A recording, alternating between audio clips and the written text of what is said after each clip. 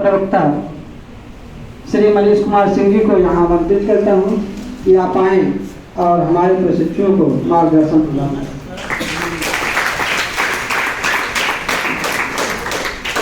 धन्यवाद धर्मेंद्र जी। आज चुनाव प्रबंधन की इस कार्यशाला में मंच पर उपस्थित आदरणीय आर्यनाथ सर, आदरणीय अचल हरिमूर्ति जी, जो पूरे जिले में, जौनपुर जिले में सबसे बड़े योगाचारी हैं, और बाबा रामदेव जो हरिद्वार उनका मुख्य उनका कार्यालय है, वहाँ से भी बड़े करीबी रूप से जुड़े हुए हैं। और मंच पर उपस्थित प्रवक्ता धर्मेंद्र जी, सोनू जी, नवीन जी एवं हिमाना के सदस्य एवं प्रशिक्षु, सभी का हार्दिक अभिनंदन एवं स्वागत है। तनाव प्रबंधन के बारे में डॉक्टर सोनू भारती ने आप लोगों को करीब चीज़ें मनोवैज्ञानिक दृष्टि से क्यों तनाव पैदा होता है, उससे कैसे दूर हुआ जा सकता है, उनका मनोविज्ञान में डॉक्टरेट की उपाधि है और साइकोलॉजी की इनको बहुत ही अच्छी समझ है सोनू जी को। और आगे इस पर विस्तार से डॉक्टर अचल हरिमूर्ति जी, जो एक शिक्षक भी हैं बेसिक शिक्षा विभाग में, और उसके साथ साथ योग में भी इनकी काफ़ी रुचि है। और जहाँ तक तनाव, कोई तनाव हमसे ज़्यादा कोई जीवन में, जहाँ तक मैं मानता हूँ, कोई तनाव न झेला हो, जितनी हमें असफलताएँ मिली हैं जीवन में।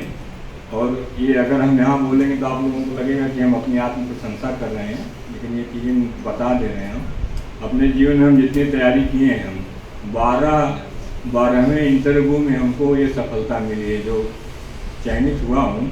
12वां हमारा इंटरव्यू था, उसके पहले एक हमें नौकरी मिली थी, बिना इंटरव्यू की मिली थी। लेकिन जिस दिन हमारा रिजल्ट निगेटिव होता था, उस दिन हम कम से कम 4 से 5 घंटा पढ़ते थे।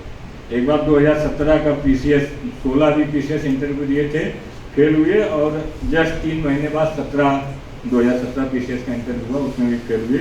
एक हमारे मित्र आए जो क्लास में PG के, तो सुबह रूम पे भागे आए, फ़ोन ऐसे बंद कर दिए थे। वो आए, हमको देखे पढ़ते हुए और मुस्कुराते हुए, बड़ा अजीब उनको लगा। यार, हमको सोचे कि आप बहुत दुखी होंगे, परेशान होंगे, लेकिन यहाँ आने के बाद मेरा सारा भ्रम दूर हो गया। हमारे जो और मित्र थे परेशान थे। तो कोई भी विपरीत परिस्थिति रहे, आप तनाव न लीजिए। जितना आप उस स्थिति को मेहनत करेंगे, आप निश्चित रूप से सफल होंगे।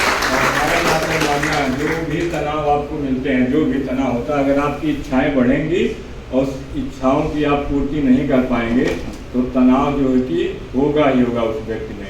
तो अपनी सीमित इच्छाएं भी रखिए।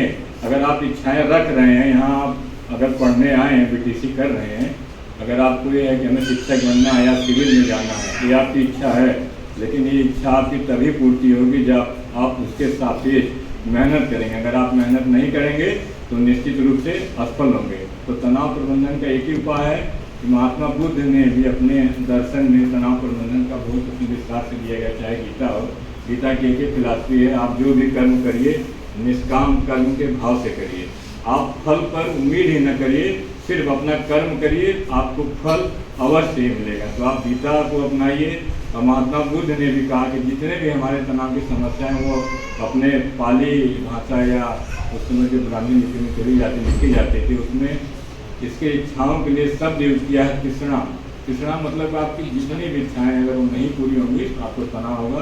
तो आप अपनी इच्छाएं रखना, ये ना हम कह रहे हैं कि आप इच्छा न रखिए कि हमें तैयारी नहीं करना है, कुछ नहीं करना है। आप इच्छाएं रखिए, लेकिन उसी के सापेक्ष अपना जीवन यापन करिए।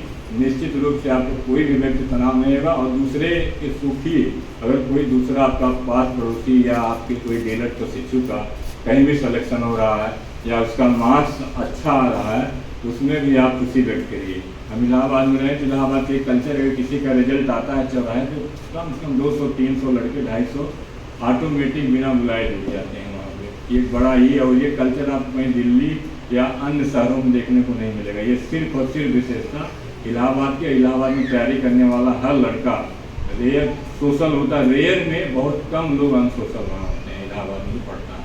तो वहाँ कुछ मित्र मंडली में 2-4 मित्र ऐसे थे जो किसी का सिलेक्शन होता तो मिठाई बड़े बेईमान से खाते थे। अरे हम लोगों का काम होगा, हम लोगों का काम हो रहा। अभी वो इलाहाबाद में इस तरह के जो मानसिकता वाले हैं, वो अभी इलाहाबाद में पढ़े हुए हैं, वो लोग सफल नहीं हुए। तो आपका पड़ोसी हो, चाहे आपका यहाँ सहपाठी मित्र हो, कोई भी सफल हो, उसके सुखी में आप भी सुख रहिए। आप कहीं से दुखी ना होइए, आप अपने को सहमित रखिए। निश्चित रूप से आप सफल होंगे। जय हिंद, जय भारत। बहुत बहुत धन्यवाद सर। काम करा ले, बैठे। आपने अपने जीवन से, अपनी पढ़ाई से, अपने स्टडी लाइफ से जुड़ते हुए हमारे प्रशिक्षुओं को मार्गदर्शन प्रदान किया और